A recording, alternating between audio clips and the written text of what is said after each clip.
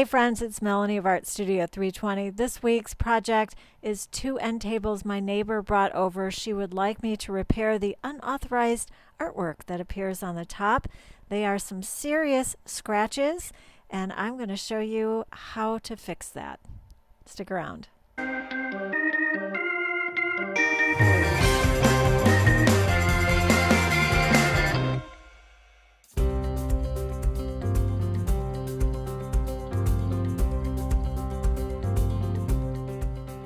I started sanding with a 120 grit and quickly learned I needed to go down to an 80 grit because it just wasn't coming off quick enough. It was very slow going.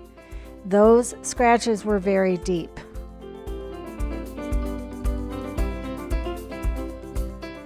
My project got derailed a bit right off the bat when I realized right here that I had hit the particle board.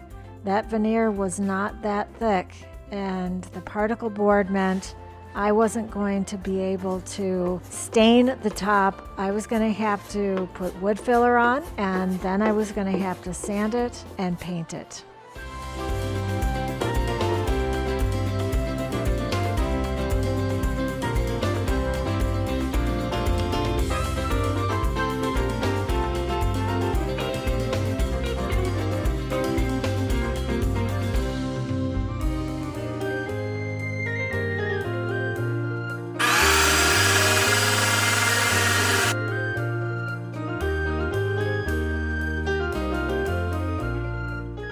The only part of these end tables I was working with was the top, but not the border around the top.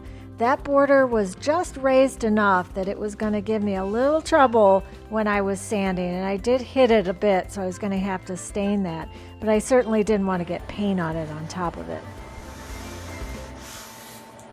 Well, one thing is certain, it's always an interesting journey when you are working with furniture.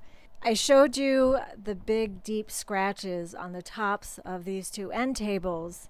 The belief was these 2 end tables from Pottery Barn were solid wood. Well, they're not. There's a veneer on the top and it's not very thick. The veneer is not as deep as the scratches. So I called my customer and explained the situation, and I gave her the suggestion of putting wood filler in the scratches and then picking out a color and painting them. So we talked about color, and it just so happens that she likes the cranberry that I used on an end table I did just a few weeks ago. So I've got tobacco brown and cranberry. So I'm going to mix a little bit of tobacco brown in with the cranberry. She allowed me to borrow her stool.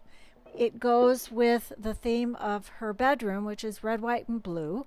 So I asked her if I could borrow the stool and kind of at least get close to this color. I just wanted to make sure that we were on the same page. She took a picture of it, and I wanted to make sure it wasn't as orangey as it looked in the picture, and that happens. So if you're ever painting for a customer and they give you a specific color, you need to make sure that you see whatever that color is in person, because depending on your phone, it can change the color of the item you're taking a picture of, and you want to make sure that you get the right color. I didn't have to match it, but she wanted it to be red, and I'm going to see how close I can get with the 2 colors I have.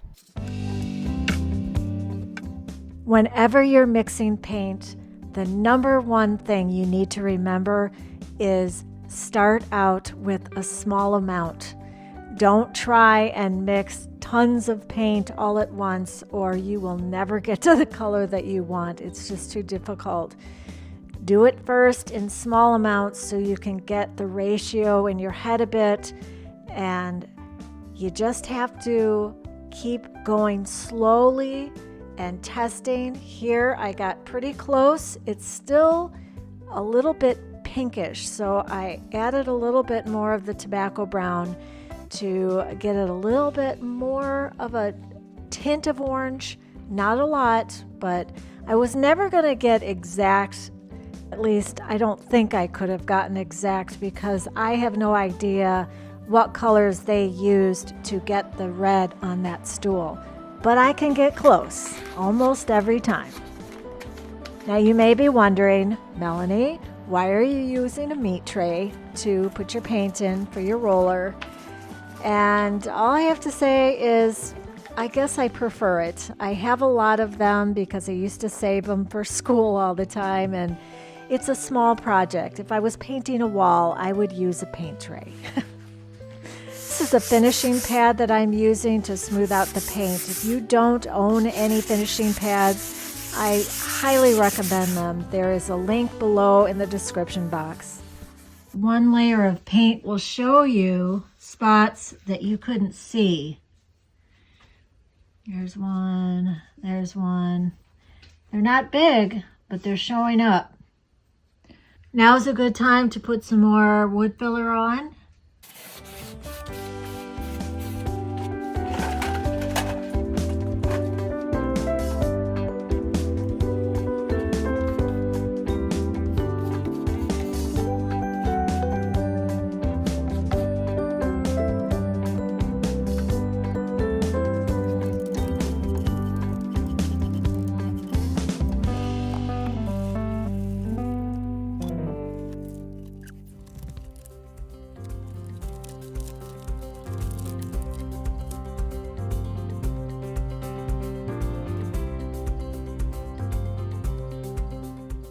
There are at least two things you should be doing between each layer of paint that you put down.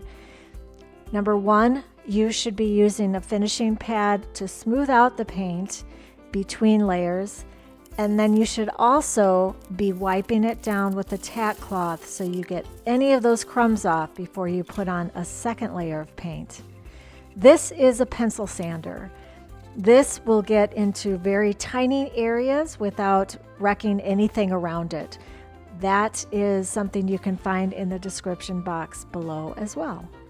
You may have noticed when I pulled off the blue tape after painting that trim around the edge had a little white line here and there. That was from my sander, and all I have to do now is go back around with a little paintbrush and a paper towel and a little bit of stain. Now you don't have to match the stain exactly unless you were going to be right in an area where it was really obvious and it was a stain that was really hard to match. Colors of stain will vary in color anyway. You can see right here because of a knot, it's going to be darker, it's going to be lighter in some areas. So you can really get away with a lot of different colors of stain as long as you're close. And this was really lucky because it was on the trim and it was on a shadow of the trim. So it was okay if the stain was darker. I would rather it be darker than lighter. And it actually looks so good, you can't even tell once it's finished.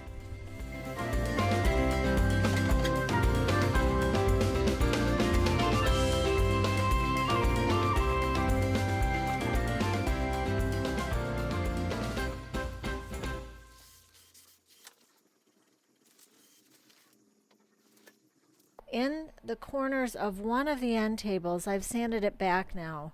Here and here, it was textured, and no matter how much I painted it, it wasn't going to get better.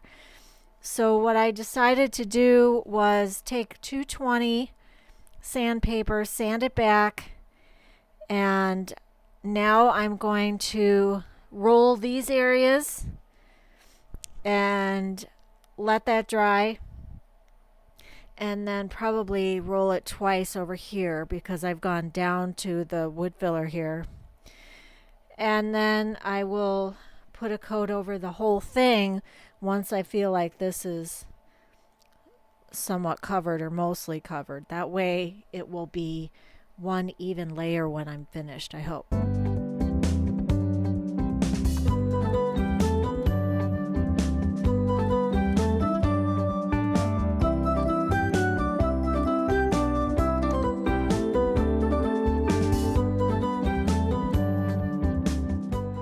I decided to use a brush. I felt like I'd have a little bit more control of how much paint was going on there. And really, that's just, it doesn't matter. You can use either one. It's just how I did it that time.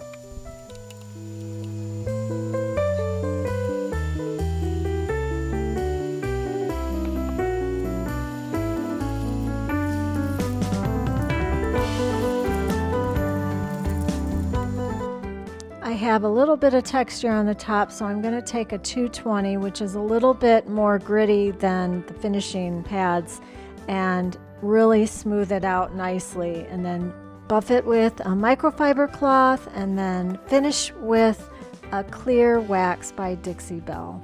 Now you don't need wax on top of a fusion mineral paint because it already has top coat in it, but I decided to add a little bit of wax just for a little extra something. Well, friends, that's all I have for you this week. This was an unexpected outcome for sure.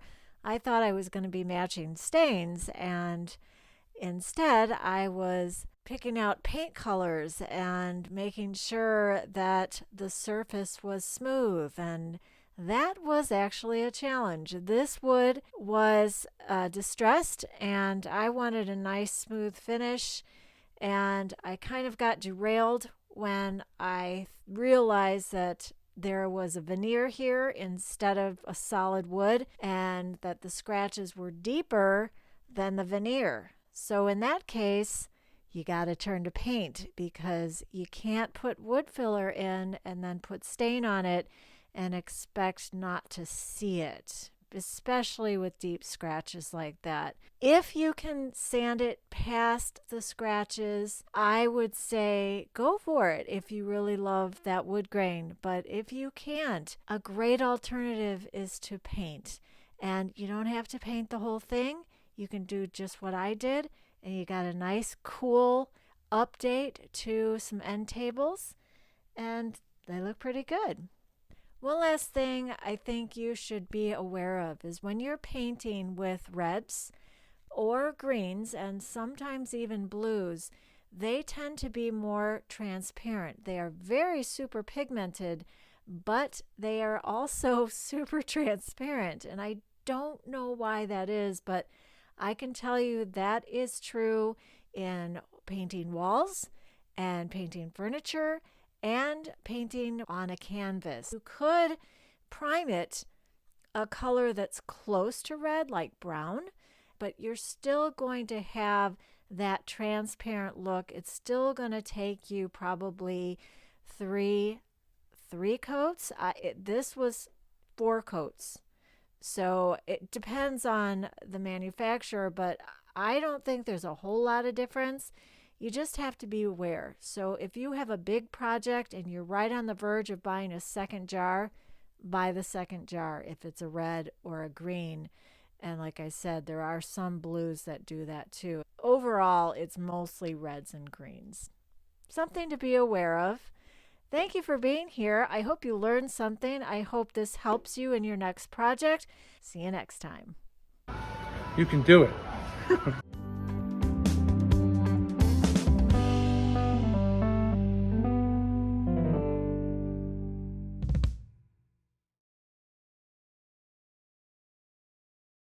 Hey, thanks for watching my video. You can find more videos just like this on my YouTube channel.